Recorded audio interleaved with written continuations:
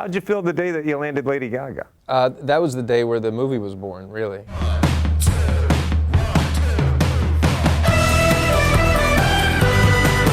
pal, good to see you. Good to see you. Congratulations on this. Thank you. I guess you've done your job if a middle-aged, jaded guy like me is weeping openly, not only at the movie, but just when you walk in.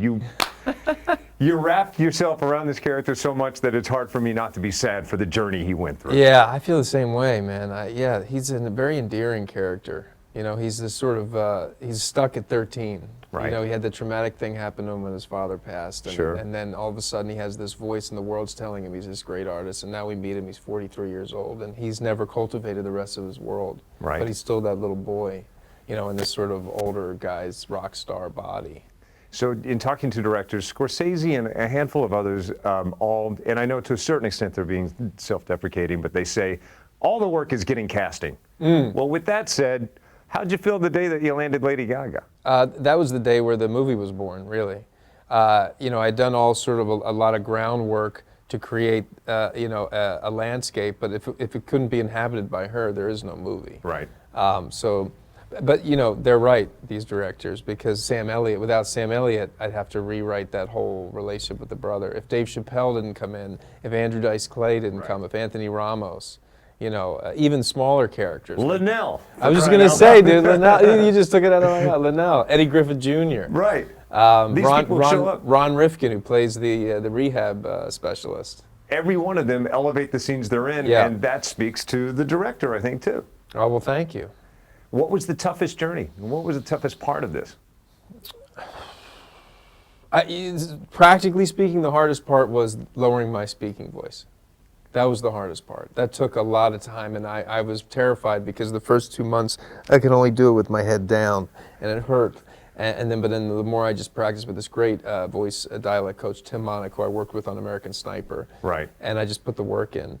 I think everybody entrusting themselves to you and giving all of their soul to you is terrifying and gratifying at the same time.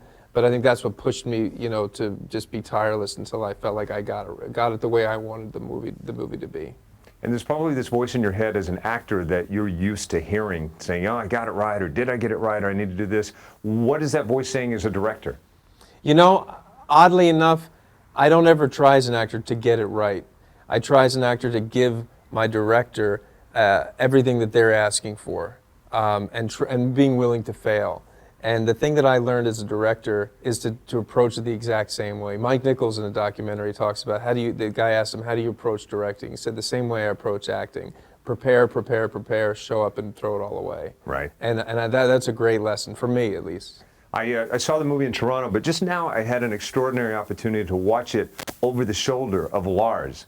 And I'm thinking, what a really remarkable product that you've made that people in that industry that always try to describe what it's like to go out on that stage, whether it be rap or rock or in this case country, just seeing it through their eyes. And he said, oh, you got it right. That's what it's like. Yeah, that was the goal. You know, in this journey I've befriended a lot of musicians and been able to spend time with them. And they've opened up their world to me for me to learn. So I knew I had to get it right so that people like Lars don't watch the movie and think, oh, that's not the way it is. I really want them to say, yeah, that's it. That's exactly the way it is. Well, congratulations. It's beautiful. It's a remarkable testimony to the art of movie making. And I hate to sound cliche, but it's an instant classic. Thank you.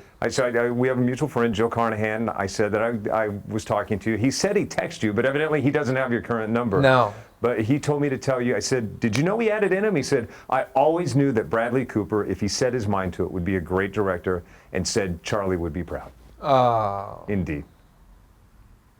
So congratulations on everything. Nice to see you, friend. Thank you. Hey, thanks for watching. Be sure and subscribe, turn on your notifications, and click here to get more videos like this.